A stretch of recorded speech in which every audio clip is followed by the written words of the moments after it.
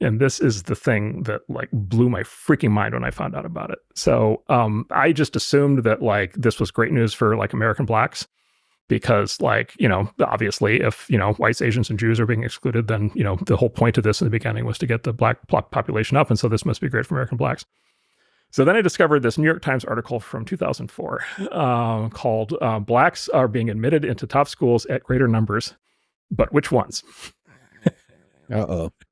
And again, and by the way, this is in the New York Times. This is not in like, whatever, National Review.